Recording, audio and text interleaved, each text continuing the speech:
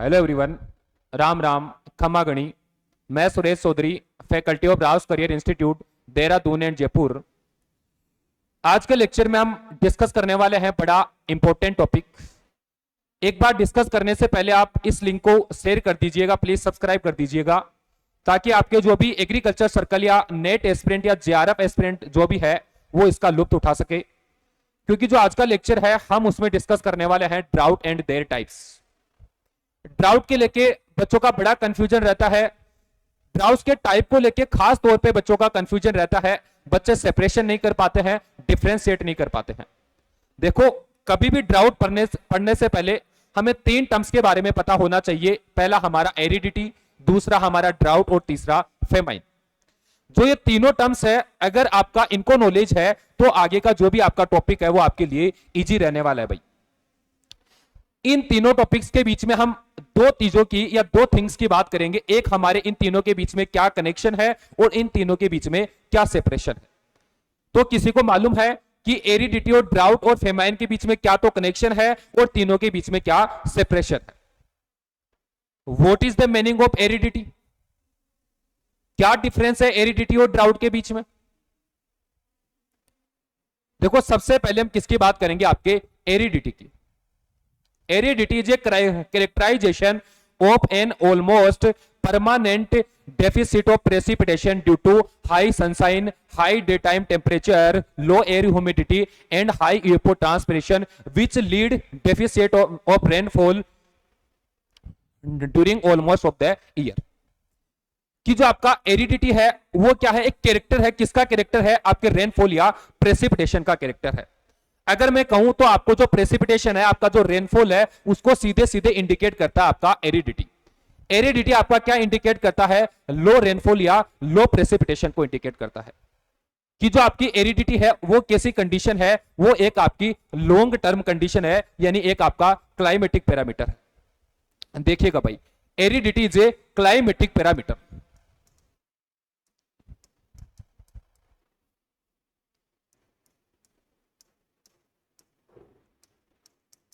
Aridity आपका क्या है? एक क्लाइमेटिक पैरामीटर है भाई। एरिडिटी आपकी एक ऐसी कंडीशन है जिसके अंदर हमेशा ही जो प्रेसिपिटेशन होगा वो कैसा होगा भाई? लो प्रेसिपिटेशन होगा। दूसरा क्या? क्लाइमेटिक पैरामीटर है। और क्लाइमेटिक जो पैरामीटर हम लेते हैं वो एक लॉन्ग टर्म एवरेज के बेसिस पे लेते हैं। आमतौर पे जो हम ईयर्स काउंट करते हैं, हम जो 31 ईयर्स के डेटा है उनको काउंट करके हम एवरेज निकालते हैं। किसके? क्लाइमेटिक पैरामीटर्स के। तो जो आपका एरिडिटी भी है वो भी कितने सालों का एवरेज है? 31 ईयर्स का एवरेज है, या उससे भी ज्यादा ईयर्स का एवरेज है। तो इसका मतलब क्या है? ये एक आपका लॉन्ग टर्म कंडीशन है और एक क्लाइमेटिक पैरामीटर है। किसको शो करता है? Deficiency of rainfall.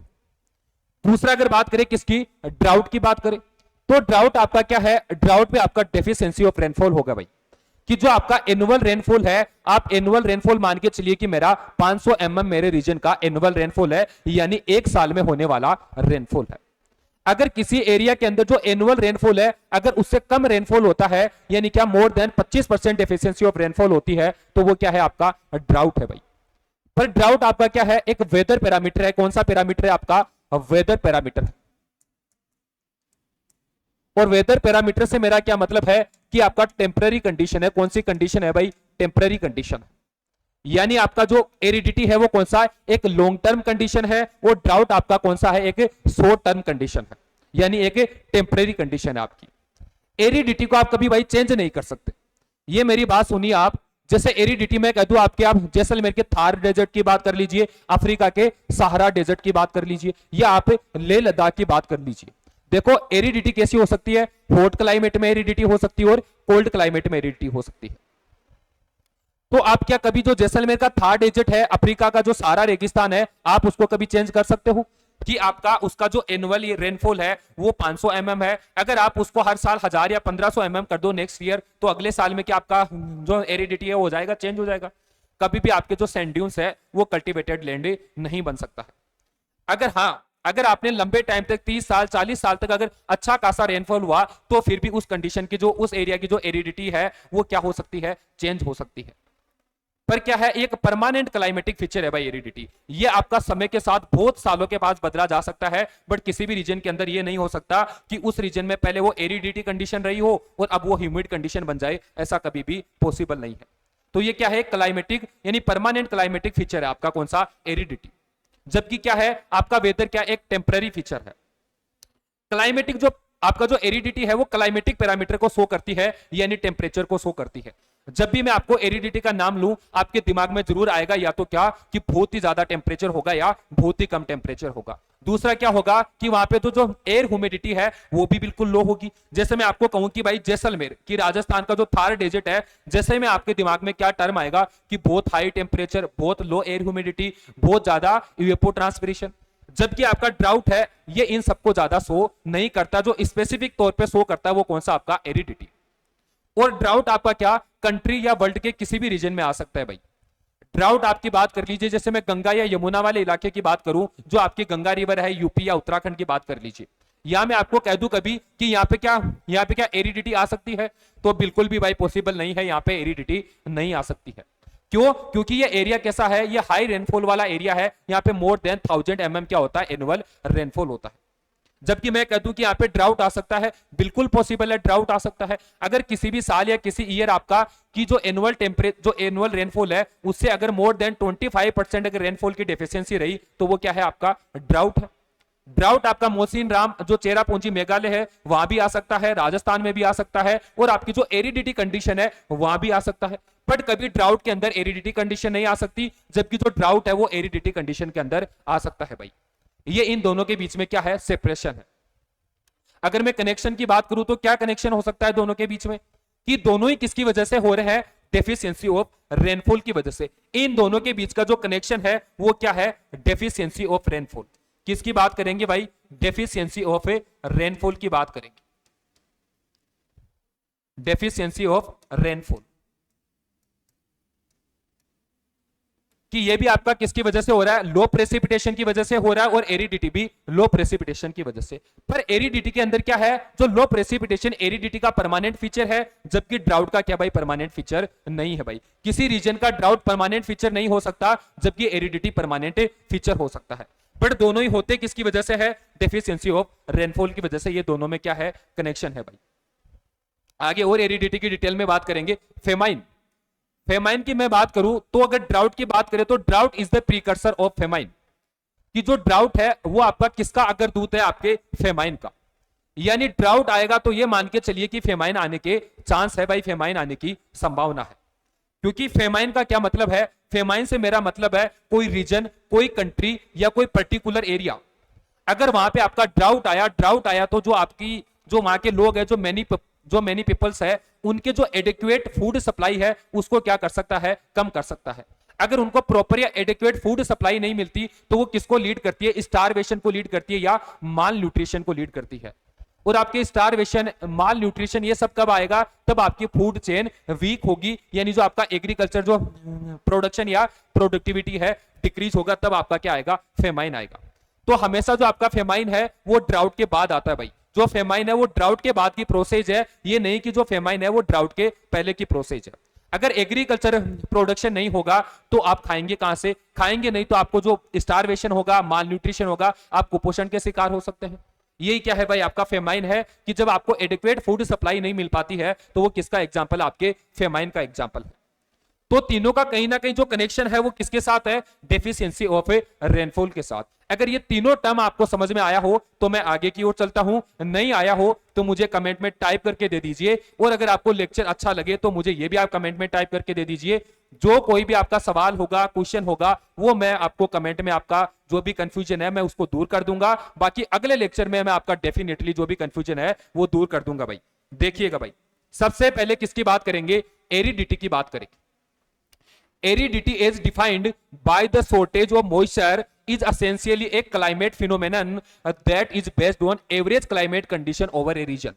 यही मैंने आपसे कहा कि किसी भी रीजन की जो क्लाइमेट कंडीशन है वो क्या है, एक लॉन्ग टर्म एवरेज है, यानी कितना 31 ईयर का क्या है, एवरेज है।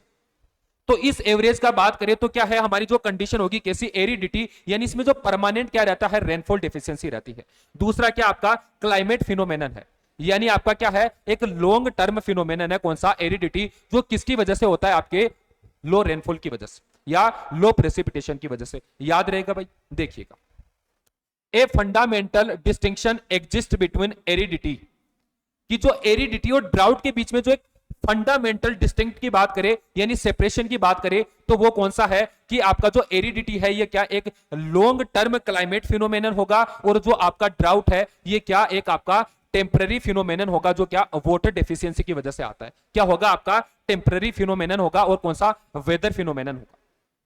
और वेदर आपका कौन सा होता है, शॉर्ट टाइम कंडीशन होती है, कौन सी भाई, शॉर्ट टाइम कंडीशन। तो याद रहेगा दोनों के बीच में मेजर डिफरेंस।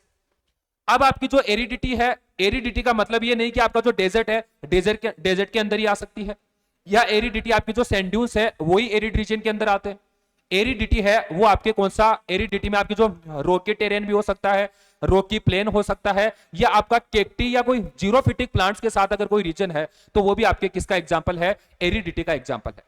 क्योंकि जो भी आपके केक्टी और जीरोफिटिक प्लांट्स होते हैं वो कौन सी कंडीशन के अंदर, एरिड कंडीशन के अंदर ग्रो करते हैं, कि जहां पे आपके क्या हेवी लेवल की क्या हो, मॉइस्चर डेफिशिएंसी।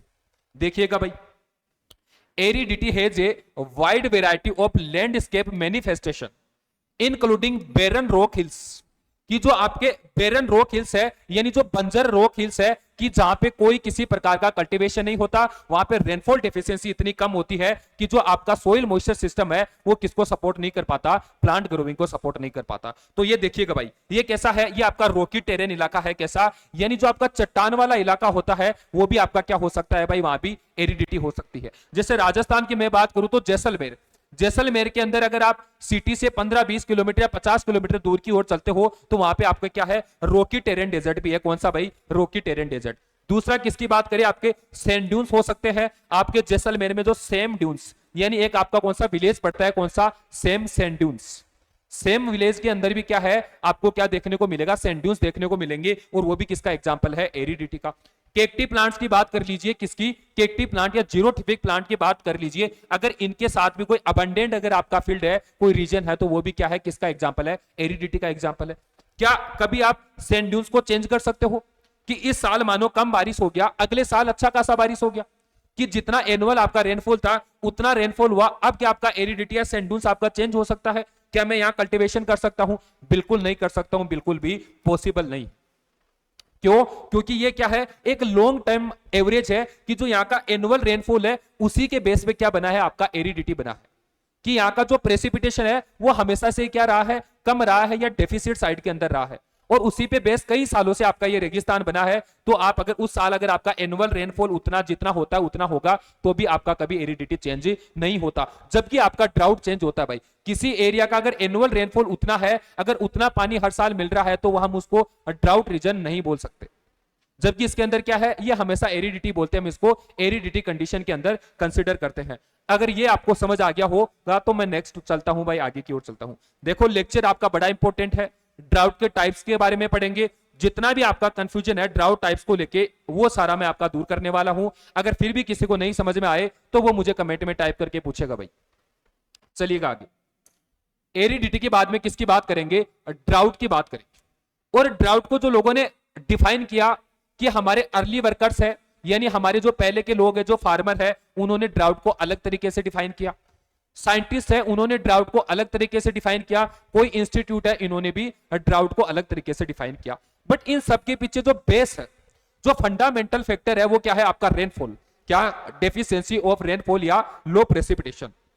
कि जो आपका ड्राउट है वो किसकी वजह से इंड्यूस होता है, आपके लो प्रेसिपिटेशन की वजह से। हालांकि डिफाइन करने का जो वे है, जो तरीका है, वो अलग अलग हो सकता है, पर इन सबके पीछे जो एक फंडामेंटल फैक्टर है वो आपका लो रेनफॉल या लो प्रेसिपिटेशन होगा भाई। देखिएगा किस तरीके से डिफाइन किया है, drought is A prolonged dry period in the natural climate cycle. कि जो नेचुरल क्लाइमेट साइकिल है, कि ये मान के चलिए कि कोई भी आपका रीजन है, ये आपका फील्ड है, ये मेरा रीजन है, या ये मेरा एरिया है। हमारी कंट्री की बात कर लीजिए, किसकी, मैं इंडिया की बात करता हूं भाई, सबसे प्यारा हिंदुस्तान हमारा। किसकी बात करें, इंडिया की बात कर ली भाई हमने, भारत की बात कर ली। अब यहां का जो एवरेज एनुअल रेनफॉल है वो कितना, आपका 1194 mm। कितना, 1194 mm। यही हमारे इंडिया का एवरेज रेनफॉल है। अब ये जो क्लाइमेटिक पैरामीटर है, जो क्लाइमेट, जो नेचुरल क्लाइमेट साइकिल है, ऐसे ही चल रहा है भाई। ये एवरेज निकाला हमने, इस साल भी आपका 1194 mm एनुअल रेनफॉल हुआ, उससे पिछले साल भी यही हुआ, इससे अगले साल भी यही हुआ। हालांकि 10-20 mm का वेरिएशन आपका चलता रहता है, यही आपका हुआ। बट अगर किसी साल, एक साल या कोई ईयर आपके लाइफ में, या इंडिया की जो लाइफ है, जो इंडिया है उसके अंदर कोई ईयर या कोई साल ऐसा आया कि तब आपका जो रेनफॉल है वो मोर देन 25% की डेफिशिएंसी हो गई, कि जो आपका 1194 mm या 1194 mm रेनफॉल है, इसके अंदर मोर देन 25% की डेफिशिएंसी हो गई। कितने की? मोर देन 25% की डेफिशिएंसी हो गई। यानी अब जो रेनफॉल हुआ वो आपका कितना? लगभग 900 mm ही हुआ। कितना? 900 mm। अगर किसी साल में अगर आपका रेनफॉल 1194 mm के बजाय 900 mm होगा, तो वो क्या है? उसको हम किसके अंदर कंसीडर करते हैं? ड्राउट ईयर के अंदर कंसीडर करेंगे। किसके अंदर? ड्राउट ईयर के अंदर। तो समझ में आ गया भाई? तो डेफिशिएंसी ऑफ रेनफॉल ही क्या है? आपका ड्राउट है भाई। देखिएगा, that can occur anywhere in the world, कि जो आपका ड्राउट है वो वर्ल्ड में कहीं भी आ सकता है। वो जो यमुना और गंगा रिवर का जो इलाका है, रीजन है, इसमें भी आ सकता है। मोसिनराम चेरापूंजी मेघालय में भी आ सकता है, राजस्थान के जैसलमेर में भी आ सकता है, और आपके सारा डेजर्ट में भी आ सकता है, दूसरा आपके यूएसए में भी आ सकता है। ड्राउट के लिए आपका कोई रीजन फिक्स नहीं है कि इस रीजन के अंदर ही ड्राउट आएगा, नहीं भाई, आपका जो ड्राउट है वो कहीं भी आ सकता है। यानी आपका कोस्मोपोलाइटन नेचर का होता है कौन सा? ड्राउट भाई। It is the typical a slow onset phenomenon caused by a lack of rainfall. It has a major impact on food security, health and population displacement and migration. यही मैंने आपको कहा कि जो फंडामेंटल फैक्टर है वो कौन सा है? आपका लेक ऑफ रेनफॉल। अगर आपका ड्राउट आया तो ये बहुत सारी चीजों पे इंपैक्ट डालेगा। इंपैक्ट डालने से मेरा मतलब है हेल्थ के ऊपर, आपकी फूड सप्लाई के ऊपर, आपका जो इकोनॉमिकल डिस्ट्रीब्यूशन है उसके ऊपर, जियोग्राफिकल डिस्ट्रीब्यूशन है, इन सब पे इफेक्ट डालता है कौन सा? आपका ड्राउट भाई। मैंने क्या कहा कि ड्राउट आया तो आपका क्या? फेमाइन आने की संभावना बढ़ जाती है, चांस ऑफ फेमाइन इंक्रीज हो जाते हैं भाई। इसीलिए कहीं ना कहीं क्या करता है कि हमारे सब कुछ पे क्या डालता है? ये आपके इंपैक्ट डालता है, और सब कुछ को क्या कर देता है? तितर बितर कर देता है। जो एक सोसाइटी, हमारी जो लाइफ था, जो हमारा सोशल लाइफ था, जो एक तरीके से लेवल के साथ अच्छा चल रहा था, यानी एवरेज चल रहा था, कहीं ना कहीं इसको क्या कर देगा? ऊपर नीचे कर देगा। कौन? आपका ड्राउट भाई। चलिएगा आगे। Drought has been defined in different ways by people. देखिएगा भाई, सबसे पहले अर्ली वर्कर, अर्ली वर्कर ने जो ड्राउट को डिफाइन किया वो कैसे किया? इन्होंने defined drought as prolonged period without rainfall. अब देखो, मैं जहां से बिलोंग करता हूं, राजस्थान से भाई। अब मेरे जो खेतों में क्या है? हमने बाजरे की सोविंग कर दी। किसकी सोविंग कर दी? हमने बाजरे की सोविंग कर दी। देखिएगा भाई, ये मेरा फील्ड है 1 हेक्टेयर का, 1 हेक्टेयर का फील्ड है, और इसमें मैंने किसकी सोविंग कर दी? मैंने इसमें पर्ल मिलेट की सोविंग कर दी भाई। किसकी? पर्ल मिलेट की सोविंग कर दी। ऑनसेट ऑफ मानसून की बात करें तो वो टाइमली था, इसलिए मैंने इसकी सोविंग कर दी। अब ये मेरा वेजिटेशन स्टेज पे है, अच्छी खासी ग्रोविंग कर रहा है। बट एक टाइम ऐसा आया कि जब मैंने जर्मिनेशन किया, जर्मिनेशन से 45 दिन तक तो क्या हुआ? जर्मिनेशन से लेके 45 डेज तक तो क्या हुआ? आपका अच्छा रेनफॉल हुआ भाई। 45 डेज तक तो क्या हुआ? आपका अच्छा रेनफॉल हुआ, यानी गुड रेनफॉल की बात करता हूं भाई मैं। कैसा रेनफॉल हुआ? गुड रेनफॉल हुआ। अब तो जो मेरे घर के या आसपास के पीपल या जो बुजुर्ग लोग हैं, क्या बोलेंगे कि भाई अब की बार तो जमानो अच्छो होसी। जमाने का मेरा क्या मतलब है कि अब की बार तो जो फसल बाड़ी है, जो खेती है, जो एग्रीकल्चर प्रोडक्शन है, वो अच्छा होगा। क्यों? क्योंकि हर किसी फार्मर को उम्मीद थी कि इतने टाइम तक क्रॉप ने अच्छी ग्रोविंग की है, अच्छा रेनफॉल, अच्छा बारिश हुआ है, तो आगे भी अच्छा होगा। पर एक टाइम ऐसा आया कि 45 दिन से लेके आपका 80 दिन तक कोई बारिश ही नहीं हुआ भाई। अप टू 80 डेज यहां तक क्या हुआ? आपका नो रेनफॉल। क्या? नो रेनफॉल या डेफिशिएंसी आपके रेनफॉल की बात कर लीजिएगा भाई, कि जितना इस पीरियड में भी रेनफॉल होना चाहिए था उससे 25% या 50% कम रेनफॉल हुआ आपका। अब क्या, फार्मर को तो लग रहा था सब कुछ अच्छा होगा, बट अब आपका रेनफॉल नहीं हुआ। एक लंबा पीरियड कैसा निकल गया? एम्प्टी पीरियड निकल गया विदाउट रेनफॉल के। तो यही क्या है? आपका परलोंग्ड ड्राई स्पेल। जब दो सक्सेसिव रेनफॉल के बीच में एक आपका ड्राई पीरियड निकलता है तो वही क्या है? आपका परलोंग्ड ड्राई पीरियड। अब क्या होगा? आपकी यील्ड रिड्यूस होगी, और जो एग्रीकल्चर का प्रोडक्शन, प्रोडक्टिविटी जितना आना चाहिए था उतना नहीं आ पाएगा। तो यही क्या है? आपका ड्राउट। ये किन के अकॉर्डिंग? जो अर्ली वर्कर्स है उनके अकॉर्डिंग। तो अब क्या हो गया कि जितनी प्रोडक्शन की उम्मीद थी उतना प्रोडक्शन नहीं हो पाया भाई। तो ये किसके अंदर कंसीडर करेंगे, ड्राउट के अंदर। फिर जो बुजुर्ग या गांव के लोग हैं वो क्या कहेंगे कि भाई अब की बार तो सूखा पड़ने वाला है। क्या पड़ने वाला है, सूखा पड़ने वाला है। और वो सूखा आपका क्या है, वो सूखा आपका ड्राउट है भाई। तो कंफर्म है भाई इतना। अगर कंफर्म हो गया तो आगे चलू मैं। देखो बड़ा आपका कॉन्सेप्चुअल लेक्चर है, इससे आपके चाहे नेट की बात कर लीजिए चाहे जेआरएफ की बात कर लीजिए, सबसे अगर कहीं से कॉन्सेप्चुअल क्वेश्चन आएगा तो वो आपके इसी चैप्टर से आएगा भाई। देखिएगा, अकॉर्डिंग टू रामदास, रामदास 1960 के अंदर किस तरीके से डिफाइन करते हैं ड्राउट को। Drought is a situation when the actual seasonal rainfall is deficient by more than twice the mean deviation.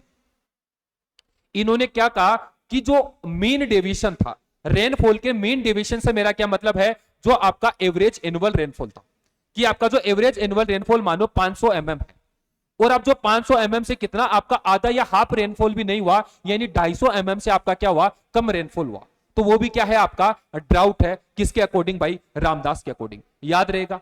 अगला बात कीजिए भाई, American meteorological society defined drought as a period of abnormally dry weather sufficiently prolonged for lack of water to cause a severe hydrological imbalance in the area affected। इन्होंने क्या कहा, जो American society ने किस तरीके से डिफाइन किया, इन्होंने कहा कि जिस रीजन के अंदर ड्राउट आएगा उसके अंदर हाइड्रोलॉजिकल इंबैलेंस क्रिएट होगा। और हाइड्रोलॉजिकल इंबैलेंस से मेरा क्या मतलब है, देखो बरसात होगी, गांव के आसपास का आपका पॉन्ड होगा, विलेज पॉन्ड, सभी बच्चे जानते हो विलेज पॉन्ड है। किसी साल आपका क्या हुआ, रेनफॉल हर साल अच्छा हो रहा है, आपका विलेज पॉन्ड हर साल क्या है, बरसात के पानी के साथ या रेनफॉल वाटर के साथ भर जाता है। और उसी रेनफॉल वाटर से क्या करते हो, उसी जो आपका जो पॉन्ड, जो विलेज पॉन्ड है, उसी के पानी से आपके जानवर पानी पीते हैं, आपकी खेती बाड़ी होती है, या आपका एग्रीकल्चर होता है। अब किसी साल आपका रेनफॉल बिल्कुल ही कम हुआ, रेनफॉल कम हुआ तो जो विलेज पॉन्ड है उसमें उतना पानी नहीं आया जितना पानी हर साल आता था। अब क्या, कहीं ना कहीं आपका जो हाइड्रोलॉजिकल सिस्टम है उसमें इंबैलेंस आ गया। अब आपका जो एग्रीकल्चर जो प्रोडक्शन या प्रोडक्टिविटी था उतना नहीं आ पाएगा। क्यों, क्योंकि हर साल आप जितने रीजन के अंदर क्रॉप ग्रोविंग करते हो उतने रीजन में नहीं कर पाओगे। क्यों, क्योंकि वाटर डेफिशिएंसी है। अब उतना जो यील्ड है, उतना जो प्रोडक्शन है वो भी नहीं निकाल पाओगे। तो इस तरीके से क्या है, जो आपका हाइड्रोलॉजिकल इंबैलेंस क्रिएट होता है वही आपका क्या है भाई, ड्राउट है। ये कौन कहता है, आपका अमेरिकन मीटीरियोलॉजिकल सोसाइटी। समझ में आया किसी को कि जब एबनॉर्मली वेदर कंडीशन हमारे सामने आती है तो वही क्या है, आपका ड्राउट है। अब अगर किसी को कंफ्यूजन हो तो मुझे भाई पूछ लीजिएगा, बाकी हम आगे की ओर चलते हैं भाई। ये आ जाएगा भाई फेमाइन। फेमाइन में आपको बड़े शॉर्ट तरीके से समझाऊंगा, बड़ा ब्रीफ के अंदर समझाने वाला हूं फेमाइन। मैंने आपसे क्या कहा था कि drought is A precursor of famine, कि जो फेमाइन का अग्रदूत है वो कौन है, आपका ड्राउट। फेमाइन को कौन लेके आता है, आपका ड्राउट लेके आता है। जो फेमाइन को इनविटेशन भेजता है, कौन भेजता है, आपका ड्राउट भेजता है भाई। क्योंकि अगर आपका किसी साल ड्राउट आया, ड्राउट आने का मतलब क्या है कि आपकी जो रेनफॉल डिफिशियंसी है भाई, अब रेनफॉल डिफिशियंसी है तो आपका जो एग्रीकल्चर प्रोडक्शन है वो भी रिड्यूस होगा, एग्रीकल्चर प्रोडक्टिविटी है वो भी रिड्यूस होगी। दूसरी, अगर मान लो कि पूरी तरीके से पूरे कंट्री के अंदर या पूरे वर्ल्ड वाइड ऐसा तो नहीं है कि सारे लोग ओनली एग्रीकल्चर पे डिपेंडेंट है, कुछ लोग एक्वा कल्चर या कुछ लोग मछली पे भी डिपेंडेंट है। कुछ का जो खाना है वो क्या है, कुछ का स्टेबल फूड ही क्या है भाई, आपका मछली है। किसकी बात करते हैं, फिश की बात करते हैं। तो जब आपका ड्राउट आएगा तो जो हाइड्रोलॉजिकल इंबैलेंस क्रिएट करेगा, यानी जो आपका तालाब या पॉन्ड है उसके अंदर भी उतना वाटर नहीं आ पाएगा। तो जितना आप मछली प्रोड्यूस करते थे वो भी आप नहीं कर पाओगे। क्यों, क्योंकि आपका तालाब सूख गया भाई। तो वैसे एक तो आपका ड्राउट आ सकता है, दूसरा आपका एग्रीकल्चर जो प्रोडक्शन है वो उतना नहीं हो पाया, तब भी आपका ड्राउट आ सकता है। अगर आपकी जो फूड सप्लाई अगर आपकी कम हो गई तो आपको क्या है, फूड सप्लाई नहीं मिलेगी, और फूड सप्लाई नहीं मिलेगी तो आप में माल न्यूट्रिशन और स्टारवेशन जैसी प्रॉब्लम क्रिएट होगी। यानी जो कुपोषण की हम बात करते हैं वो कब आता है, तब ड्राउट आता है। देखिएगा भाई, famine is a widespread condition in which many peoples in a country or region are unable to access adequate food supply. Famine result in malnutrition, starvation, disease and high death rates. यही मैंने आपको कहा कि जब आपका food supply week होगा, यानी आप एडिक्वेट फूड सप्लाई नहीं हो पाएगी, तो कहीं ना कहीं लोगों के अंदर स्टारवेशन आएगा। स्टारवेशन की वजह से लोगों की डेथ होगी या लोगों में माल न्यूट्रिशन आ जाएगा। यानी जो बॉडी का विकास है, जो बॉडी डेवलपमेंट है, वो उतना नहीं हो पाएगा जितना एडिक्वेट फूड सप्लाई के साथ हो पाता। क्यों? क्योंकि अब उतना खाना या उतना फीडिंग मटेरियल हमको नहीं मिल पा रहा जितनी हमारी नीड है। इसके चलते हम धीरे धीरे वीक होते जाएंगे और हमें कैसी प्रॉब्लम आएगी? माल न्यूट्रिशन या कुपोषण जैसी प्रॉब्लम आएगी। देखिएगा भाई, ये जो ड्राउट या जो फेमाइन है वो हमारे लिए, ह्यूमन के लिए नहीं है ओनली, कि हम जो ह्यूमंस है वही हम ड्राउट को टॉलरेट करते हैं या ड्राउट का सामना करते हैं या हम ड्राउट से अफेक्टेड होते हैं। आपका जानवर है भाई, ये भी ड्राउट से अफेक्टेड हो सकता है। आपका किसकी बात करें, मैं पंछियों की बात करूं या हमारे जो ह्यूमन सोसाइटी की बात करूं, ये भी किससे? ड्राउट से अफेक्टेड होती है। यानी जो आपका जितना नेचुरल साइकिल है, नेचुरल क्लाइमेट है, या जो नेचुरल क्लाइमेट साइकिल, ये सारा किससे अफेक्टेड होता है? आपके ड्राउट से अफेक्टेड होता है। एक बार हमारे सूडान की बात कर लीजिए, बड़ा फेमाइन देखने को मिला। इजराइल की बात कर लीजिए, आयरलैंड की बात कर लीजिए, यहां आपको बहुत सारे फेमाइन देखने को मिलते हैं भाई। तो समझ आया आपको कि क्या है फेमाइन का मामला? कि ड्राउट से आपका क्या आता है? फेमाइन आता है। यानी drought is A precursor of A famine.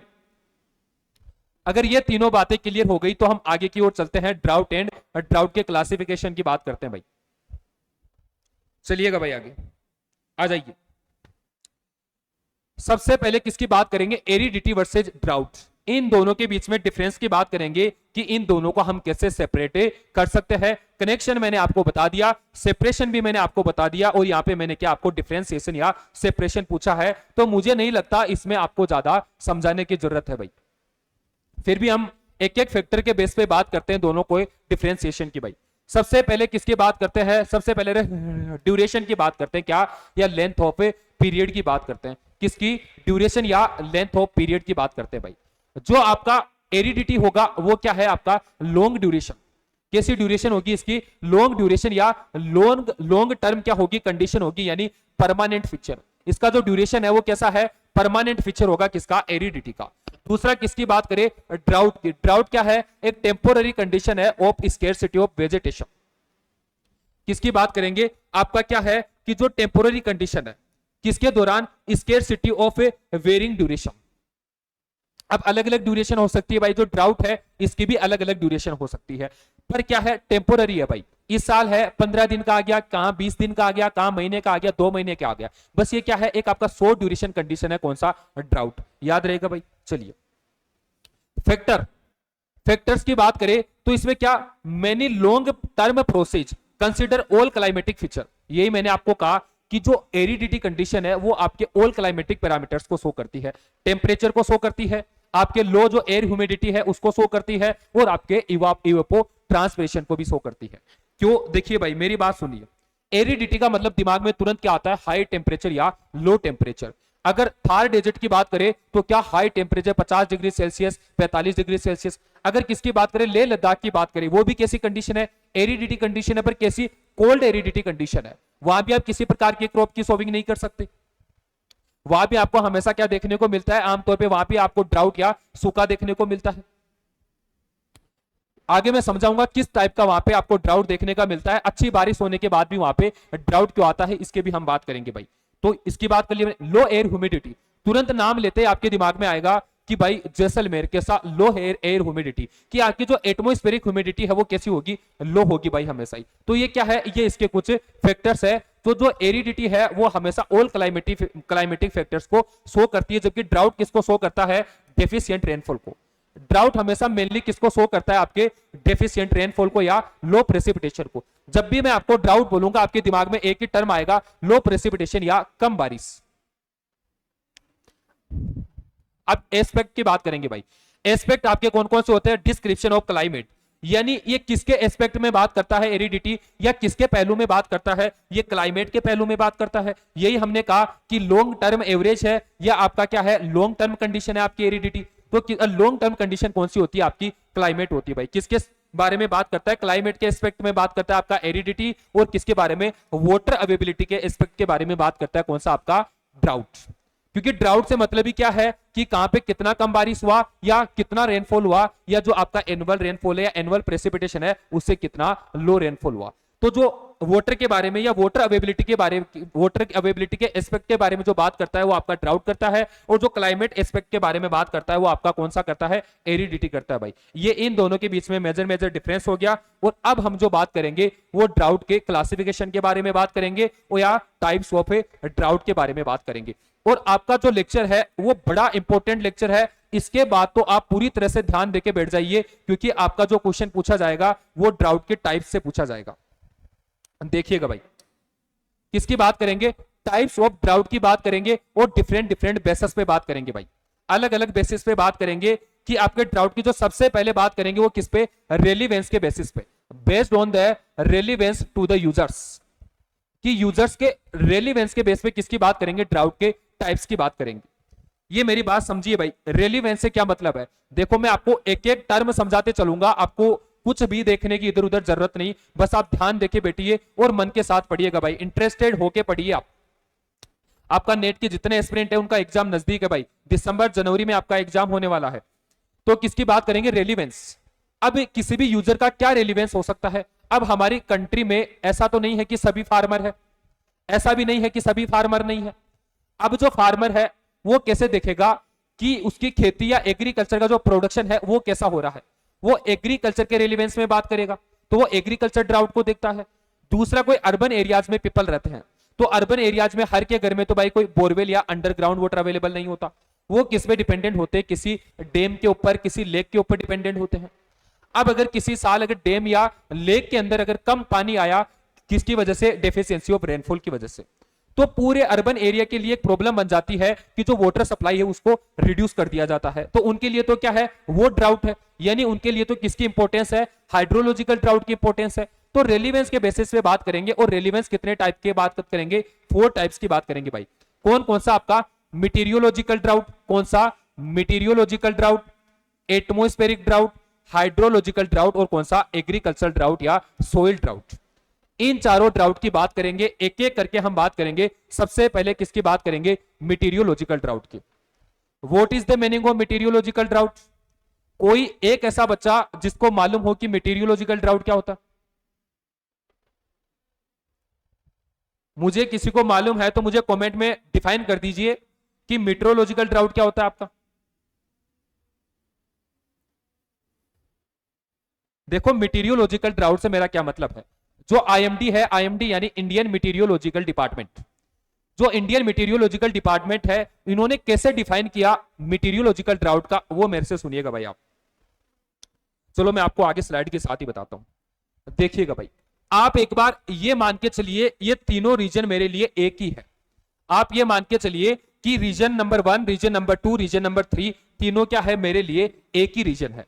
और इन तीनों रीजन का जो एनुअल रेनफॉल है वो कितना, 500 mm है। कितना, 500 mm। कौन से रीजन का, इन तीनों ही रीजन का जो एनुअल रेनफॉल है वो कितना है, 500 mm है। यानी 1 ईयर के अंदर यहाँ पे कितना रेनफॉल रिसीव करते हैं ये तीनों रीजन, 500 mm रेनफॉल क्या करते हैं, रिसीव करते हैं भाई। अब अगर किसी साल ऐसा रहा, इस साल भी 500 mm रेनफॉल हुआ, पिछले साल भी 500 mm रेनफॉल हुआ, बट कोई साल ऐसा आया, एक साल ऐसा आया, या किसी साल की भी मैं बात करूं वो ऐसा आया, तब आपका जो एनुअल रेनफॉल है वो कितना हो गया, आपका 25% से क्या, उसमें डेफिशिएंसी हो गई मोर देन 25%। यानी जो 500 mm है इसका कितना रेनफॉल हुआ, आपका लगभग 375 mm ही रेनफॉल हुआ। कितना, 375 mm रेनफॉल हुआ। यानी हमारा एनुअल रेनफॉल था कितना, 500 mm था। अब इसके अंदर जो डेफिशिएंसी आ गई वो कितनी आ गई, मोर देन 25%। अगर आपके एनुअल रेनफॉल से मोर देन 25% रेनफॉल डिफिशियंसी आती है तो वो क्या है, आपका ड्राउट। हम उसको किसके अंदर कंसीडर करते हैं, ड्राउट के अंदर। ये क्या था हमारा, ये लॉन्ग टर्म एवरेज था, यानी हमारे 31 सालों का एवरेज था। कितने सालों का, 31 ईयर्स का एवरेज था भाई। कितना, कि 500 mm इस एरिया में एनुअल रेनफॉल होता है। बट इस एरिया के अंदर जो रेनफॉल हुआ वो कितना, ओनली 375 mm हुआ। और जो 375 mm है वो 500 का ओनली कितना है, 75 mm ही है, यानी 75% होगा। तो कितना बारिश कम हुआ, 25% रेनफॉल कम हुआ। तो यही क्या है भाई, आपका ड्राउट है। और ऐसे ही आरएमडी क्या करता है, इसको डिफाइन करता है। आरएमडी की जो बात करता है, आरएमडी की जो सोच है, आरएमडी क्या भाई, सॉरी भाई, आईएमडी की बात करता हूं मैं। आईएमडी की जो सोच है वो क्या है कि अगर जो आपका रेनफॉल कि 100% रेनफॉल है, अगर वो 75% ही होता है या उसमें 25% की डेफिशिएंसी होती है तो वो क्या है, आपका ड्राउट होगा भाई। फिर इसको आगे जाके इन्होंने क्लासिफाइड कर दिया किसके अंदर, मॉडरेट ड्राउट के अंदर और सीवियर ड्राउट के अंदर। किसके अंदर, मॉडरेट ड्राउट और सीवियर ड्राउट के अंदर।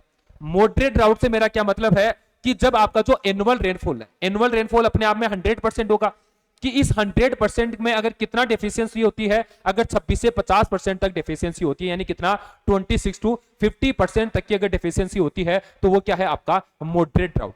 देखिएगा भाई, इन रीजन का जो रेनफॉल था कितना, 500 mm था। अब इसमें कितनी डेफिशिएंसी हो गई, 26 टू 50% तक डेफिशिएंसी हो गई। यानी मेरा क्या मतलब है, इस रीजन के अंदर जो रेनफॉल हुआ वो आपका कितना हुआ, 250 से 375 mm के बीच हुआ। कितना, 250 से 375 mm के बीच। इसका मतलब क्या है, ये मॉडरेट ड्राउट से अफेक्टेड रीजन है। किससे, मॉडरेट ड्राउट के साथ अफेक्टेड रीजन है। कौन सा रीजन, नंबर सेकंड। समझ में आ गया भाई, क्यों, क्योंकि इसमें जो एनुअल रेनफॉल होना चाहिए था वो 500 mm होना चाहिए था, पर हुआ कितना आपका 250 से 375 mm हुआ। यानी आपके रेनफॉल की जो डेफिशिएंसी रही वो कितनी रही, 26 से 50% डेफिशिएंसी रही।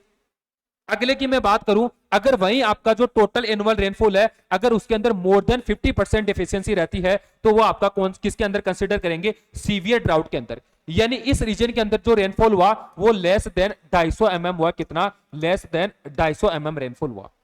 यानी इस रीजन के अंदर जो टोटल एनुअल रेनफॉल था वो 500 mm था, बट इसमें कितना हुआ, ओनली 250 mm रेनफॉल हुआ। यानी कितने परसेंट की डेफिशिएंसी रही, 50% की डेफिशिएंसी रही। और यही क्या है, आपका सीवियर ड्राउट भाई, सीवियर मीट्रोलॉजिकल ड्राउट होगा भाई। तो याद रहेगा कि मॉडरेट ड्राउट क्या है, सीवियर ड्राउट क्या है और ड्राउट क्या है, याद रहेगा।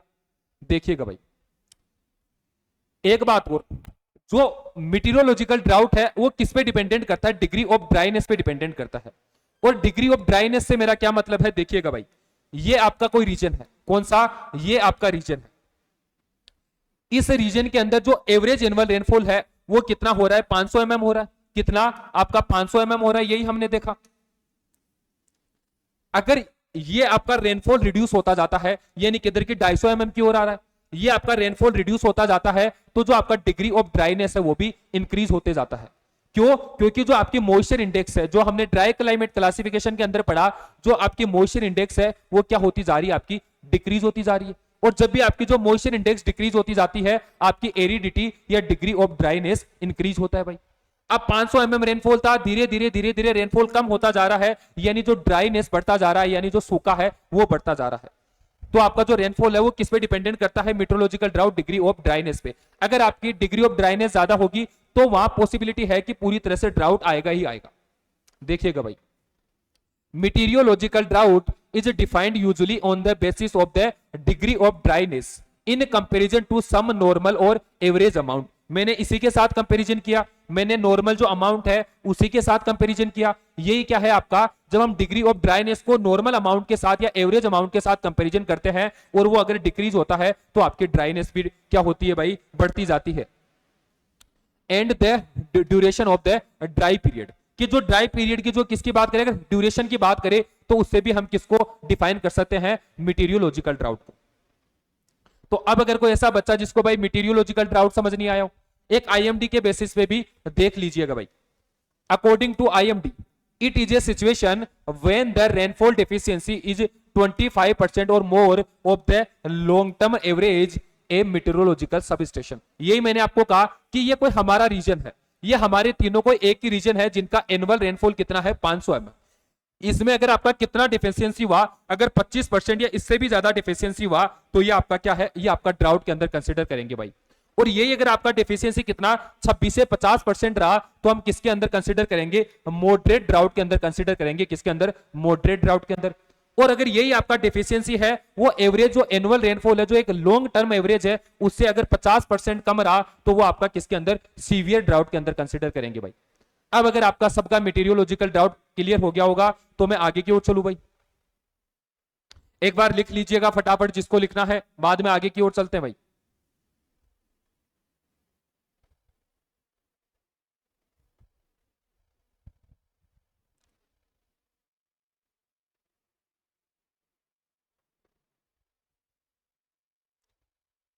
चलो भाई आगे।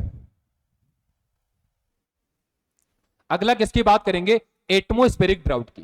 किसकी बात करेंगे भाई? एटमोस्फेरिक ड्राउट की बात करेंगे। और जो आपका एटमोस्फेरिक ड्राउट आता है वो किसकी वजह से? लो एयर ह्यूमिडिटी की वजह से। जो आपका एटमोस्फेरिक ड्राउट आएगा वो किसकी वजह से आएगा भाई? Due to low atmospheric humidity की वजह से। कि जो आपका एटमोस्फियर है, ये मान के चलिए कोई भी रीजन या कोई भी फील्ड है, उसके अंदर हमेशा जो ह्यूमिडिटी लेवल है वो अच्छा खासा रहता है। अगर किसी साल वहां का जो ह्यूमिडिटी लेवल है वो क्या हो गया? आपका डिक्रीज हो गया, तो वो भी क्या है? आपका एक ड्राउट है भाई। कौन सा ड्राउट होगा? Atmospheric drought. हाँ, यहां तक कि आपकी सोइल मॉइस्चर अवेलेबल है, कि इनफ सोइल मॉइस्चर अवेलेबल है, यानी आपका जो प्लांट सिस्टम है, जो प्लांट ग्रोविंग है, उसको मॉइस्चर सप्लाई करने में क्या है? कैपेबल है आपकी सोइल। सोइल के अंदर अच्छा खासा मॉइस्चर अवेलेबिलिटी है। उसके बाद भी आपके क्या प्लांट के अंदर क्या देखने को मिलता है? मिड डे विल्टिंग देखने को मिलती है। कौन सी? Mid day wilting. क्यों? क्योंकि जो एटमोस्फेरिक ह्यूमिडिटी है वो क्या हो गई? कम हो गई। तो जो आपकी मिड डे विल्टिंग है वो भी किसका एग्जांपल है भाई? एटमोस्फेरिक ड्राउट का एग्जांपल है। किसका? वो भी आपके एटमोस्फेरिक ड्राउट का एग्जांपल हो सकता है भाई। It is due to low air humidity frequently accompanied by hot dry winds. It may occur even under condition of adequate available soil moisture. यही मैंने आपको कहा कि जो आपका लो एयर ह्यूमिडिटी है उसकी वजह से क्या आएगा? आपका एटमोस्फेरिक ड्राउट आएगा। अब ये किसकी वजह से हो सकता है? हॉट ड्राई विंड की वजह से हो सकता है या हाई टेम्परेचर की वजह से हो सकता है। अगर मानो किसी रीजन के अंदर अच्छा खासा ह्यूमिडिटी अवेलेबल है, पर किसी टाइम वहां पे क्या हॉट ड्राई विंड चलने लगी, तो इसकी वजह से क्या होगा? जो आपका एटमोस्फेयर में ह्यूमिडिटी लेवल डिक्रीज होगा, और ह्यूमिडिटी लेवल डिक्रीज होगा तो किसको इंड्यूस करेगा? आपके एटमोस्फेरिक ड्राउट को इंड्यूस करेगा। जबकि सोइल के अंदर क्या है? सफिशिएंट मॉइस्चर अवेलेबल है भाई, कि जो प्लांट ग्रोविंग है उसको इजीली सपोर्ट कर सकता है। बट आपके जो प्लांट्स के अंदर मिड डे विल्टिंग आ गई, वो किसकी वजह से आ सकती है? लो एयर ह्यूमिडिटी की वजह से। देखिएगा भाई, प्लांट अच्छा खासा है, अच्छी खासी प्लांट ग्रोविंग हो रही है, बट आपकी क्या हुआ? आपका मिड डे विल्टिंग आ गया। किसकी वजह से? एटमोस्फेरिक ड्राउट की वजह से। क्यों? क्योंकि अंदर जो फील्ड के अंदर क्या हो गया आपका? देखिएगा भाई, जो सनफ्लावर देखिए, सनफ्लावर का जो फर्स्ट पिक्चर देखिए, अच्छा खासा ग्रोविंग कर रहा है। दूसरे में आपको कैसा दिखाई दे रहा है? थोड़ा विल्टिंग दिखाई दे रहा है। किसकी वजह से? Due to low air humidity. Due to low air humidity, कि जितनी ह्यूमिडिटी की रिक्वायरमेंट थी उतनी ह्यूमिडिटी प्लांट को नहीं मिल पाई। इसके चलते क्या प्लांट ने विल्टिंग शो कर दी? क्या विल्टिंग शो कर दी? तो ये किसका एग्जांपल है? आपके एटमोस्फेरिक ड्राउट का। अब अगर किसी को कंफ्यूजन हो एटमोस्फेरिक और मेट्रोलॉजिकल ड्राउट में, तो मुझे बता दीजिए भाई। मेट्रोलॉजिकल जो ड्राउट का संबंध है वो किसके साथ है? आपका रेनफॉल डेफिशिएंसी के साथ।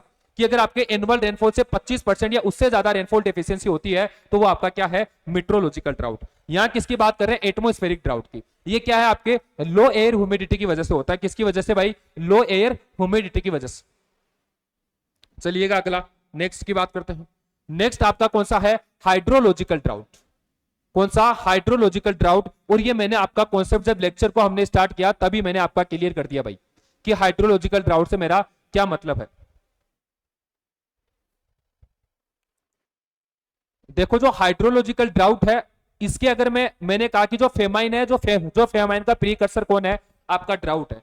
मैं आपसे यह कह सकता हूं कि जो हाइड्रोलॉजिकल ड्राउट है इसका जो प्रीकर्सर है वो कौन सा है? आपका मीटीरियोलॉजिकल ड्राउट। अगर आपका परलोंग्ड मीटीरियोलॉजिकल ड्राउट आता है तो आप ये मान के चलिए 100% आपका हाइड्रोलॉजिकल ड्राउट आएगा। तो hydrological drought is the result of a meteorological drought. कि मीटीरियोलॉजिकल ड्राउट आता है तभी आपका क्या आता है? हाइड्रोलॉजिकल ड्राउट आता है। क्योंकि जो मीटीरियोलॉजिकल ड्राउट है उसका मतलब ही क्या है? कि जो एवरेज एनुअल रेनफॉल है उसके अंदर 25% या उससे भी डेफिशिएंसी हो जाती है भाई। कि जितना हमें 500 mm रेनफॉल मिल रहा था अब वो कितना 300 mm या 250 mm ही हुआ इस साल। यानी क्या? रेनफॉल डेफिशिएंसी हो गई। अब रेनफॉल डेफिशिएंसी हो गई तो जो आपके मैं किसकी बात करूं? आपके जो वाटर स्टोरेज टैंक है, टैंक की बात कर लीजिए, रेजरवोयर की बात कर लीजिए, लेक की बात कर लीजिए, डैम की बात कर लीजिए, उनमें भी आप इतना वाटर नहीं आएगा जितना वाटर हर साल आता था। क्यों? क्योंकि इस साल क्या रही? रेनफॉल की डेफिशिएंसी रही। अब इससे आगे गांव के अंदर आपका विलेज पॉन्ड है वो कैसा हो गया भाई? ड्राई हो गया, सूख गया, या उसके अंदर उतना पानी नहीं आया जितना पानी हर साल आता था। किसी डैम की बात कर लीजिए, आपने कभी सुना होगा, न्यूज़पेपर के अंदर भी देखा होगा कि जो डैम है, डैम का वाटर लेवल डिक्रीज हो गया, पूरे शहर को पानी सप्लाई करना पॉसिबल नहीं है। पढ़ा होगा कभी तो अखबार में। वो क्या है? वो आपका हाइड्रोलॉजिकल ड्राउट है। यानी जो आपका डैम है इस डैम के अंदर हर साल जो पानी आता था वो क्या पूरा डैम क्या करता था, पानी के साथ भर जाता था। इस साल डैम में आधा पानी भी नहीं आया। इसका मतलब क्या है कि कहीं ना कहीं रेनफॉल डेफिशिएंसी हुई है, उसकी वजह से जो स्ट्रीम फ्लो है वो वीक हुआ है, या जो रिवर फ्लो है वो उतना तेज नहीं रहा जितना हर साल था। तो ये किसका एग्जाम्पल है, आपके हाइड्रोलॉजिकल ड्राउट, कि जब आपके डैम आपका ड्राई होने लगता है, विलेज पॉन्ड ड्राई होने लगता है, लेक्स वगैरह में पानी कम होने लगता है, तब वो आपका किसका एग्जांपल है भाई, हाइड्रोलॉजिकल ड्राउट का। और हाइड्रोलॉजिकल ड्राउट कब आता है, तब आपका प्रॉन्ग्ड मीटेरियोलॉजिकल ड्राउट आता है। Hydrological drought is associated with the effect of period of precipitation including snowfall, short fall on surface और सब सरफेस वाटर सप्लाई, यानी stream flow, reservoir, lake levels and ground water. कि जब आपका जो surface और जो सब सरफेस है, कि आपका जो ग्राउंड वाटर रिचार्ज है वो भी उतना नहीं होगा जितना हर साल होता था। क्यों, क्योंकि हर साल जो एनुअल रेनफॉल था वो हर साल अच्छा होता था, उतना बारिश होता था। उस साल उससे आधा बारिश हुआ, या उससे 25% या 25% से भी कम बारिश हुआ। यही होगा भाई। इसका मतलब भी आपका क्या है, हाइड्रोलॉजिकल ड्राउट, क्योंकि आपके डैम में उतना पानी नहीं आएगा, लेक्स में उतना पानी नहीं आएगा, जो रिवर का वाटर फ्लो है वो आपका वीक होगा या कमजोर होगा। तो ये किसके एग्जाम्पल है, सब हाइड्रोलॉजिकल ड्राउट के। देखिएगा भाई, ये क्या है, आपका विलेज पॉन्ड है। ये कैसा दिखाई दे रहा है, ड्राई दिखाई दे रहा है। जबकि पिछले साल क्या था, इसके अंदर पूरी तरह क्या भरा हुआ था भाई, पानी भरा हुआ था।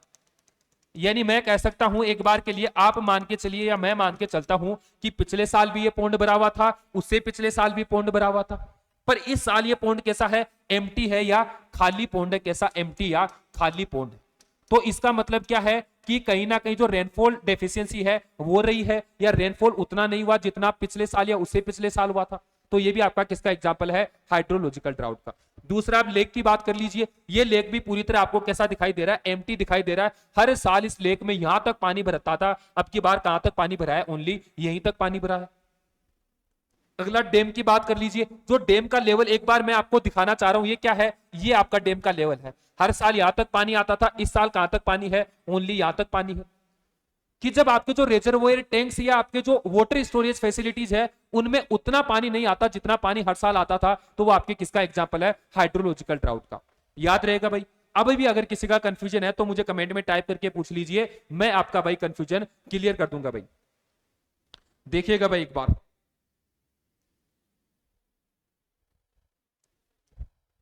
और यही मैंने आपको कहा, it occur when मीटेरियोलॉजिकल drought prong, कि जब आपका मीटेरियोलॉजिकल ड्राउट, प्रॉन्ग्ड मीटेरियोलॉजिकल ड्राउट होता है तभी आपका क्या, हाइड्रोलॉजिकल ड्राउट आता है।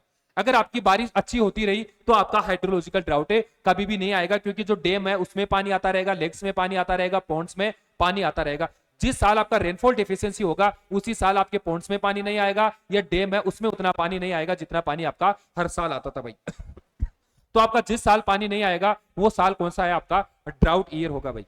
चलिए भाई अगला लेक्चर,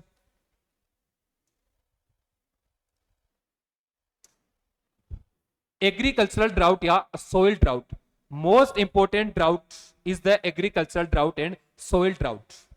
आप इकोनॉमी के पॉइंट ऑफ व्यू से देख लीजिए, ह्यूमंस के पॉइंट ऑफ व्यू से देख लीजिए, इकोलॉजी के पॉइंट ऑफ व्यू से देख लीजिए। सबसे ज्यादा कोई इंपॉर्टेंट ड्राउट है तो कौन सा, आपका एग्रीकल्चरल ड्राउट या सोइल ड्राउट। क्या मतलब है भाई एग्रीकल्चरल ड्राउट का, what is the meaning of agricultural drought.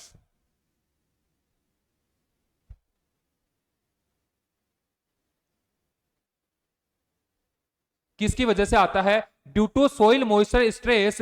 क्या, किसकी वजह से, सोइल मॉइस्चर स्ट्रेस की वजह से आएगा। कब, कि जब आपका इम्बैलेंस हो जाएगा दोनों के बीच में, अवेलेबल सोइल मॉइस्चर और इवेपोट्रांसपिरेशन के बीच में। कि कोई आपकी क्रॉप है, ये मान के चलिए मेरे पास क्या है, ये मेरे पास फील्ड है, इस फील्ड के अंदर मैंने किसकी सोविंग कर दी, मैंने मेज की सोविंग कर दी। किसकी, क्या भाई, मैंने मेज की सोविंग कर दी। किसकी सोविंग कर दी, मैंने मेज की सोविंग कर दी। अब जो ये रीजन है, इस रीजन का जो एवरेज रेनफॉल है, किसकी बात करूं मैं, इस एरिया की बात करूं, और जो इसका एवरेज एनुअल रेनफॉल है वो कितना होगा भाई, 800 mm होता है।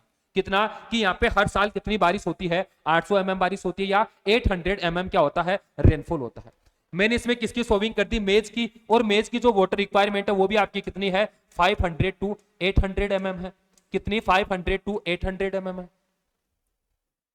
अब यहाँ पे क्या हुआ कि किसी साल में क्या हुआ, जो आपका रेनफॉल है, ये रेनफॉल आपका कितना हुआ, ये 800 mm नहीं हुआ, और कितना, 25% कम हुआ, या 25% और more than 25% is less than each year.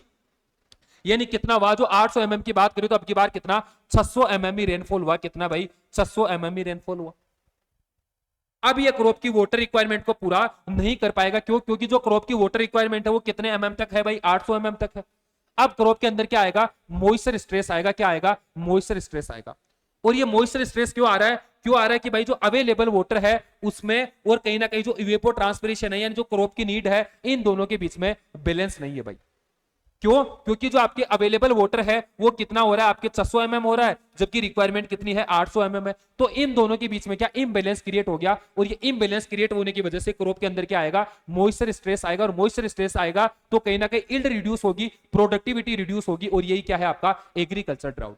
कि हमारे लिए तो वही एग्रीकल्चर जिसमें एग्रीकल्चर में नुकसान होगा, इसलिए हमारा तो एग्रीकल्चर ड्राउट वही होगा कि हमें जितनी इल्ड मिलनी चाहिए थी उतनी इल्ड हमें नहीं मिल पा रही। और ये इल्ड क्यों नहीं मिल पा रही, क्योंकि इसमें वाटर की डेफिशिएंसी हुई है। और वाटर की डेफिशिएंसी आपका क्या है भाई, ड्राउट है।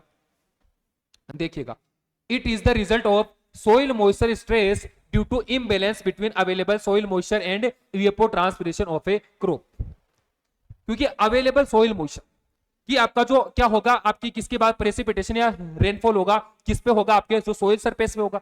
सोइल क्या करती है, जो भी आपका रेनफॉल वाटर है उसको स्टोर करती है, और स्टोर करने के बाद में जो आपका क्रॉप प्लांट है उसको क्या करती है, वाटर सप्लाई करती है। बट अब की बार क्रॉप्स के पास ही इतना पानी नहीं आया रेनफॉल से कि वो जो क्रॉप सिस्टम है या क्रॉप को सपोर्ट कर सके।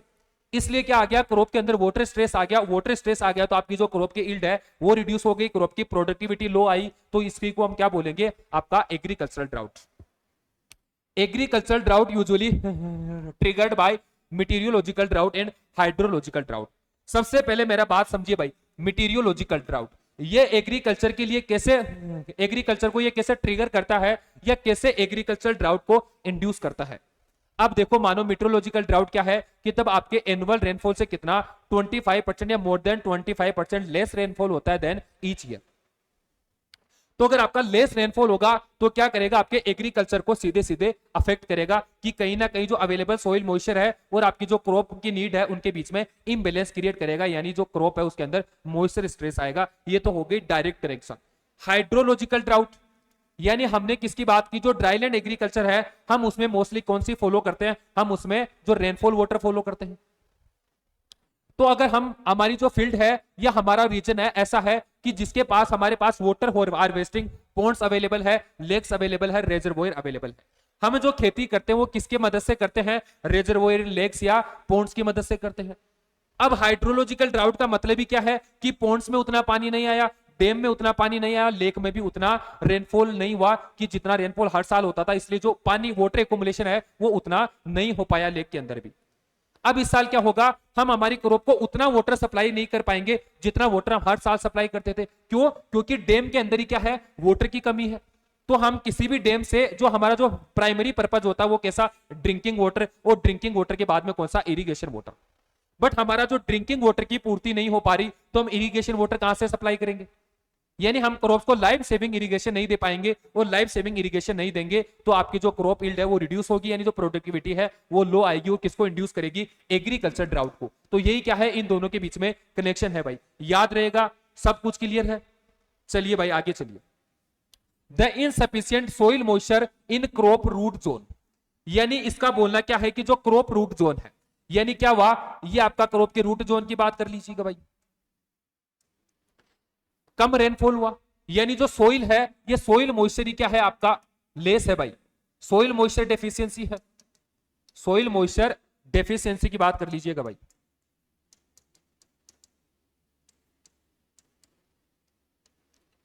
किसकी बात करेंगे, सोइल मॉइस्चर डेफिशिएंसी कि जो आपकी क्रॉप के रूट जोन में है इतना वाटर अवेलेबल नहीं कि वो जो प्लांट की ग्रोविंग है उसको सपोर्ट कर सके, या प्लांट की जो मेटाबॉलिज्म, मॉर्फोलॉजिकली जो फिजियोलॉजिकल एक्टिविटीज है वाटर को लेके उनको पूरा कर सके। इतना वाटर किसके में, क्रॉप के रूट जोन में, यानी सोइल मॉइस्चर के फॉर्म में अवेलेबल नहीं है भाई। तो ये क्या करेगा, does not support optimum growth and development, यानी जो क्रॉप का ऑप्टिमम ग्रोथ और डेवलपमेंट है उसको सपोर्ट नहीं कर पा रहा, कौन सा आपका, सोइल मॉइस्चर। इससे क्या होगा आपका, ये आपका एग्रीकल्चर ड्राउट आएगा, या इसी को क्या बोलते हैं आपका, सोइल ड्राउट। कि जब आपका जो सोइल मॉइस्चर है वो क्रॉप के डेवलपमेंट या ऑप्टिमम ग्रोथ को सपोर्ट नहीं कर पाता तो वही क्या है आपका, सोइल ड्राउट होगा भाई। तो याद रहेगा, एक बार फिर से पढ़ लीजिएगा क्या, कि this insufficient soil moisture in crop root zone does not support optimum growth and development, it is also known as soil drought.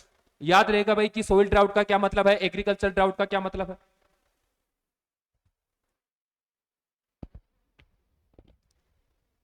आगे देखिएगा भाई, किसकी बात करेंगे, national commission on agriculture, according to national commission on agriculture. और ये कब आया, आपके 1976 के अंदर लॉन्च किया गया भाई।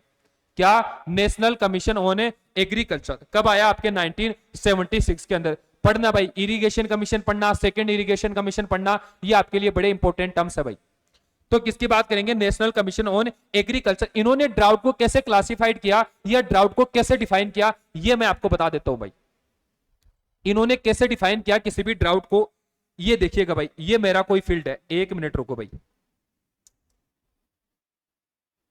ये सब मिटा देता हूं मैं।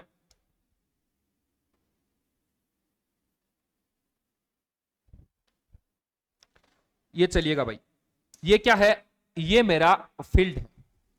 कैसा फील्ड है मेरा, कोई भी मेरा रीजन है, ये मेरा फील्ड नंबर 2 है भाई। ये मेरा विंटर सीजन का फील्ड है, विंटर सीजन का फील्ड है। और ये मेरा कौन सा, मानसून सीजन का फील्ड है भाई।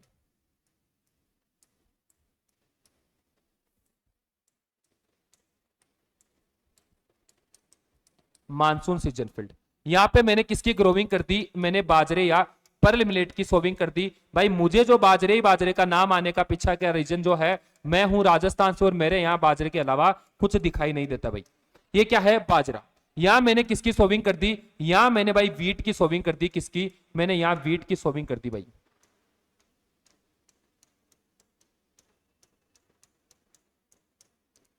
मैंने किसकी सोविंग कर दी, यहां पे वीट की सोविंग कर दी। अब जो आपका नेशनल कमीशन ऑन एग्रीकल्चर क्या बोलता है कि अगर आपका मानसून सीजन है, अब ये मान के चलिए कि जो मेरा एवरेज एनुअल रेनफॉल कितना है, ये मेरा, आप ये मान के चलिएगा भाई, मेरा तो 500 mm है। कितना, जो एवरेज एनुअल रेनफॉल है कितना है, 500 ml है, यानी लॉन्ग टर्म एवरेज की बात करता हूं, कितना है, 500 mm है।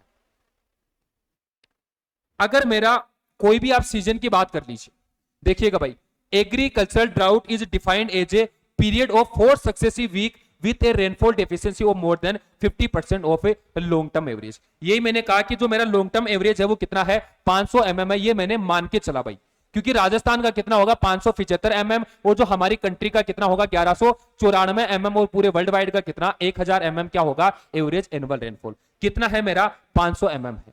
अब मैंने क्रॉप की सोविंग कर दी, यह मेरा लैंड कैसा है, विदाउट क्रॉप के मेरा लैंड है। ये मान के चलिए मेरा किसके साथ, क्रॉप के साथ लैंड है। अब मेरा रेनफॉल हो रहा है। अब एक मेरा रेनफॉल ऐसा हुआ कि उसके बाद रेगुलर 4 वीक तक, क्या, रेगुलर 4 वीक तक क्या हुआ, रेनफॉल ही नहीं हुआ। या रेनफॉल भी हुआ तो कितना हुआ कि जो ये 4 सक्सेसिव वीक्स है, यानी एक के बाद एक, एक के बाद एक, एक के बाद एक, यानी 4 क्या है, जो लगातार सप्ताह है, या 4 जो लगातार वीक है, इनके बीच में मेरा जो रेनफॉल हुआ वो कितना हुआ कि जितना मेरा 100% रेनफॉल होना चाहिए था, उसका कितना हुआ, 50% कम हुआ। यानी रेनफॉल तो हो रहा है या नहीं भी हो रहा है, बट जो हो भी रहा है तो कितना हो रहा है, मेरा जो लॉन्ग टर्म एवरेज है उसका कितना, 50% कम रेनफॉल हो रहा है। तो ये कौन सा है भाई, इसको हम किसके अंदर कंसीडर करेंगे, ड्राउट के अंदर कंसीडर करेंगे। कब से कब के बीच में, लॉन्ग टर्म एवरेज यानी during crop season mid May to mid October. जो आपका मानसून सीजन है यानी मिड मई से मिड अक्टूबर के बीच का जो पीरियड है, इस पीरियड के अंदर अगर लॉन्ग टर्म एवरेज का कि 50% से कम अगर रेनफॉल होता है, कितने वीक के लिए, 4 सक्सेसिव वीक के लिए, तो उसको किसके अंदर कंसीडर करेंगे, ड्राउट के अंदर कंसीडर करेंगे। किसके अंदर, ड्राउट के अंदर। वहीं अगर किसकी बात करें, विंटर सीजन की बात करें, यानी आपके विंटर सीजन में मैं कब की, अक्टूबर से लेकर मैं मार्च तक की बात करता हूं, या अनोदर सीजन की बात कर लीजिए आप, इसके अंदर कितना, 6 वीक। अगर दूसरे सीजन के अंदर 6 वीक ऐसे गुजरते हैं, तब आपके लॉन्ग टर्म एवरेज का 50% से भी कम रेनफॉल होता है, तो वो क्या है, हम उसको ड्राउट में कंसीडर करेंगे भाई। तो मानसून सीजन में अगर 4 सक्सेसिव वीक ऐसे निकलते हैं, तब आपका लॉन्ग टर्म एवरेज का 50% से भी कम रेनफॉल होता है, तो वो क्या है, आपका ड्राउट है भाई। अनोदर सीजन में कितने वीक का, 6 वीक का। अगर 6 वीक जो सक्सेसिव 6 वीक है, उनके अंदर अगर लॉन्ग टर्म एवरेज का 50% से भी कम रेनफॉल होता है, तो उसको भी किसके अंदर कंसीडर करेंगे, ड्राउट के अंदर। तो याद रखिएगा भाई कि अगर आपके मानसून सीजन में अगर 4 सक्सेसिव वीक विदाउट रेनफॉल के निकलते हैं, या 50% डेफिशिएंसी के साथ निकलते हैं, तो वो आपका कौन सा ड्राउट है, वो आपके खरीफ या मानसून सीजन का ड्राउट है, या कि अगर आपके जो विंटर सीजन के अंदर अगर 6 सक्सेसिव वीक ऐसे निकलते हैं विदाउट रेनफॉल या लॉन्ग टर्म एवरेज का 50% डिफिशियंसी के साथ निकलते हैं, तो वो आपका कौन सा ड्राउट है भाई? विंटर सीजन का ड्राउट है। ये मैंने आपको समझा दिया। अभी भी अगर किसी को नहीं समझ में आया तो वो मुझे पूछ लीजिएगा भाई। और जो बच्चा भी भाई लेक्चर देखे यूट्यूब पे वो भी मुझे एक बार कमेंट में बता के जरूर जाइए कि आपको कैसा लेक्चर लगा। इसी के अकॉर्डिंग में आपके जो आगे वाला लेक्चर है वो भी अपलोड करता हूं आपके लिए। और मुझे और बता दीजिए कि आपकी न्यूमेरिकल को लेकर रिक्वायरमेंट है या एग्रीकल्चर में किसी और सब्जेक्ट को लेकर रिक्वायरमेंट है, तो वो भी मुझे आप भाई कमेंट में टाइप करके दे दीजिए। आपको कोई अगर सोर्सेज की जरूरत है कि सर कहां से पढ़ना है कहां से नहीं पढ़ना है, तो वो भी मुझे आप कमेंट में बता दीजिएगा भाई। अगला कौन सा भाई? Socio economic drought. एक पांचवा आपका स्पेशल टाइप का ड्राउट है, कौन सा? Socio economic drought. देखो मैं आपको सीधे शब्दों में समझा देता हूं, आपको इजी वर्ड्स में मैं समझा देता हूं कि आपका सोशियो इकोनॉमिक ड्राउट क्या है। मासीन राम चेरापूंजी मेघालय में आपका अच्छा खासा बारिश। हमारे देश में अगर सबसे ज्यादा कोई प्लेस अगर रेनफॉल रिसीव करता है तो वो कौन सा है? मोसिन राम चेरापूंजी, यानी मोर देन 10,000 mm कि वहां का जो एवरेज एनुअल रेनफॉल है वो मोर देन 10,000 mm है। जबकि 1985 में तो उन्होंने गिनीज ऑफ वर्ल्ड रिकॉर्ड बनाया कितने रेनफॉल के साथ? 26,000 mm रेनफॉल के साथ। अगर वहां रेनफॉल अच्छा खासा हो रहा है पर विंटर सीजन के दौरान, यानी वहां पे तो ऐसा रहता है पूरे साल भर के दौरान ही क्या होता है? आपका रेनफॉल होता रहता है, पर उनके पास ऐसी इंफ्रास्ट्रक्चर मौजूद नहीं है कि वो कुछ पानी को स्टोर कर सके। अब उनके पास ऐसा कोई टैंक नहीं है, ऐसा कोई रिजर्वोयर नहीं है। अब उनको क्या है? उनका बारिश होता है, उनको ये लगता है कि हमारा तो बारिश होता रहता है, इसी से हमारा काम चल जाता है। पर एक टाइम ऐसा आया कि उनके यहाँ पे 15-20 दिन, महीने के लिए क्या हुआ? बारिश ही नहीं हुआ। अब बारिश ही नहीं हुआ तो उनके सामने कैसी प्रॉब्लम आ गई कि वाटर के लिए, जो ड्रिंकिंग वाटर की भी प्रॉब्लम आ गई भाई। क्यों? क्योंकि उनको तो लगता था कि हर 10 दिन, 5 दिन, 20 दिन में बारिश होती है, खूब बारिश होती है, पर किसी साल बारिश नहीं हुआ। और उन्होंने क्या किया कि वो इस उम्मीद में बैठे थे, कि इस होप को लेके बैठे थे कि हमारे पास तो बारिश होती है, हमें इन टैंक्स वगैरह रिजर्वोयर की जरूरत नहीं पड़ती है। अगर उसी बारिश का पानी अगर टैंक के अंदर स्टोर करके रखते या जो रिजर्वोयर है उनके अंदर स्टोर करके रखते, तो आपका 15-20 दिन या महीने नहीं भी बारिश होता तो भी वो उस बारिश से जो पानी स्टोरेज है, जो स्टोर वाटर है, उससे अपना ड्रिंकिंग वाटर के लिए यूज कर लेते, या रिजर्वोयर जो होता आपका जो भी पॉन्ड है उससे आप जो अपना इरिगेशन के लिए या लाइफ सेविंग इरिगेशन के लिए उसको यूज कर सकते थे। बट ऐसी इंफ्रास्ट्रक्चर अवेलेबल नहीं है। ऐसी इंफ्रास्ट्रक्चर अवेलेबल नहीं है तो किसी साल आपका 15-20 दिन, महीने के लिए रेनफॉल नहीं हुआ तो वो भी आपका किसके अंदर कंसीडर करेंगे? ड्राउट के अंदर। क्योंकि इस टाइम आपके जो रेनफॉल की डेफिशिएंसी हुई और आपके जो ड्रिंकिंग वाटर या आपके इरिगेशन वाटर की इतनी कमी आ गई कि आपके लिए बिल्कुल ही वाटर अवेलेबल नहीं है, या आपके पास वाटर डेफिशिएंसी है, तो वो भी क्या है भाई? ड्राउट के अंदर कंसिडर करते हैं। तो याद रहेगा कि जब आपकी पुअर इंफ्रास्ट्रक्चर की वजह से आपके पास वाटर अवेलेबिलिटी नहीं होती या आप रेनफॉल वाटर को स्टोर नहीं कर पाते, तो वो आपका क्या है? Socio economic drought. Economical drought, sufficient water is there but could not be stored or harvested due to lack of infrastructure facility और poor economic investment। यही मैंने आपको कहा कि पुअर इंफ्रास्ट्रक्चर है भाई। और दूसरा क्या है आपका? जो पुअर इकोनॉमिक इन्वेस्टमेंट। कोई टैंक नहीं बनाना चाहता, कोई रिजर्वोयर में पैसा नहीं लगाना चाहता, कोई डैम में पैसा नहीं लगाना चाहता। जब आप ये इन्वेस्टमेंट नहीं करोगे तो अगर किसी साल आपका कम रेनफॉल होगा तो आपको भी ड्राउट टॉलरेट करना पड़ेगा या ड्राउट का सामना करना पड़ेगा। इसीलिए आप मेघालय में देखोगे विंटर सीजन के टाइम जो मेघालय के लोग हैं उनको भी भाई वाटर के लिए इधर उधर भटकना पड़ता है, इतनी बारिश होने के बावजूद भी। क्यों? क्योंकि वाटर को स्टोर नहीं कर रहे। अगर उसी वाटर को स्टोर कर लेते तो इधर उधर भटकना नहीं पड़ता भाई। Cherrapunji in Meghalaya receive the highest rainfall in the world but suffer from extreme drought during the winter season. यही मैंने आपसे कहा कि पानी स्टोर नहीं करते, इसीलिए क्या हमेशा ड्राउट को टॉलरेट करते हैं या ड्राउट से जूझते रहते हैं भाई। एक और एग्जांपल की बात करता हूं मैं, कब की? आपके 1982-89 के बीच में। किसकी बात करता हूं मैं? उरुग्वे की बात करता हूं। क्या कि उरुग्वे के अंदर 1989 की बात करता हूं मैं। देखो आप रिवर के ऊपर आपने कौन सा देखा होगा? आपने जो हाइड्रोलिटिक जो आपने पावर देखा होगा, कौन सा? Hydro electric power. कौन सा? जो हाइड्रो इलेक्ट्रिक जो पावर प्रोडक्शन करते हैं वो रिवर के स्ट्रीम फ्लो के ऊपर करते हैं। आपने भी देखा होगा, हमारी गंगा रिवर पे देखा होगा आपने, जो आपकी रामगंगा है उस पे देखा होगा, या आप यमुना की बात कर लीजिए, दूसरा तरफ राजस्थान में आप माही की बात कर लीजिए, चंबल की बात कर लीजिए। यहाँ क्या आपका हाइड्रो इलेक्ट्रिक पावर लगे। ये किससे चलते हैं? आपके रिवर के स्ट्रीम फ्लो से चलते हैं। कि आपकी रिवर जो फंके हैं, यानी जो फैन है, उन फैन पे पानी गिरता है, फैन घूमते हैं और हमारे जो लाइट है, करंट है, वो जनरेट होता है या करंट प्रोड्यूस होता है। अब उरुग्वे था, उरुग्वे के पास क्या स्ट्रीम फ्लो अच्छा खासा था, जो रिवर का स्ट्रीम फ्लो था वो एकदम ऑप्टिमम था, अच्छा था, कई सालों से क्या है वो इलेक्ट्रिसिटी प्रोड्यूस करते आ रहा है। अब उरुग्वे को कभी ये मालूम नहीं था कि किसी साल इस रिवर का जो स्ट्रीम फ्लो है वो भी डिक्रीज हो सकता है। बट एक साल ऐसा आया कि जो वो रिवर थी उस रिवर का स्ट्रीम फ्लो डिक्रीज हो गया, और स्ट्रीम फ्लो डिक्रीज हुआ तो जो फेन है, जो जो आपका जो हाइड्रो इलेक्ट्रिक जो पावर है जहां से हम करंट प्रोड्यूस करते थे, वो करंट प्रोड्यूस करने में हमें सक्सेसफुल नहीं रहे, या हम उतना करंट प्रोड्यूस नहीं कर पा रहे जितना हमारे नेशन की रिक्वायरमेंट है। और इन्होंने क्या किया, हाई स्ट्रीम फ्लो के चक्कर में इन्होंने वाटर को स्टोर भी नहीं किया, उन्होंने रेजर्वोयर रेडी नहीं किया, ना उन्होंने डैम रेडी किया। अब जब उन्होंने रेजर्वोयर भी रेडी नहीं किया, डैम भी रेडी नहीं किया, जब रिवर का अच्छा खासा स्ट्रीम फ्लो था तो उस वाटर का क्या कर दिया, लॉस कर दिया, यानी वैसे ही स्ट्रीम फ्लो चलता रहा, उन्होंने कभी उस वाटर को स्टोर करने की कोशिश नहीं की। अब आपका स्ट्रीम फ्लो क्या हो गया, डिक्रीज हो गया, स्ट्रीम फ्लो डिक्रीज हो गया, तो जो आपका हाइड्रो इलेक्ट्रिक पावर प्लांट है वो भी क्या हो गया, बंद हो गया। इस तरीके से आपका जो शहर था, जो सिटी थी, जो नेशन थी, उसको जो इलेक्ट्रिसिटी उसकी डिमांड थी, जो करंट की डिमांड थी, वो कौन, उरुग्वे उसको प्रोवाइड नहीं कर पा रहा। इसके चलते अब उरुग्वे ने क्या किया, जो पेट्रोलियम वगैरह से जो चलने वाले पावर प्लांट है उनकी हेल्प ली, और इससे क्या पड़ा उनको, वो महंगा पड़ा भाई।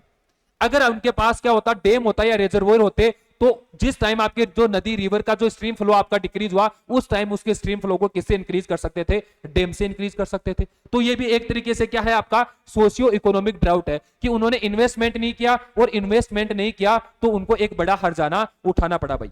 देखिएगा, for example in Uruguay in 1982-89 drought resulted in significantly reduced hydroelectric power production because power plant were dependent on stream flow rather than storage for power generation।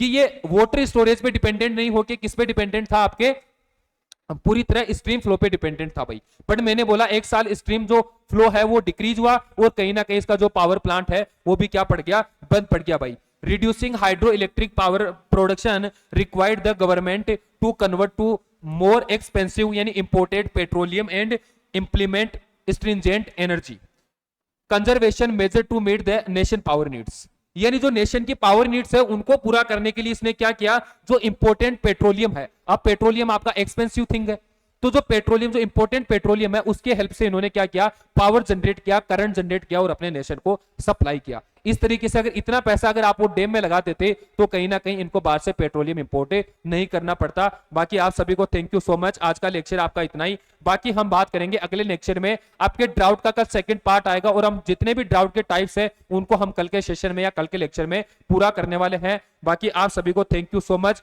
बाकी आप एक बार इस लिंक को शेयर कर दीजिएगा, लेक्चर को शेयर कर दीजिएगा, जितने भी नेट एस्पिरेंट और जेआरएफ एस्पिरेंट है उन सब तक आप इस लेक्चर को पहुंचा दीजिएगा। बड़ा आपका इंपॉर्टेंट लेक्चर है, और मैं कोशिश करूंगा आपको और भी कॉन्सेप्ट के साथ समझाया जा सके। बाकी आप सभी को थैंक यू भाई।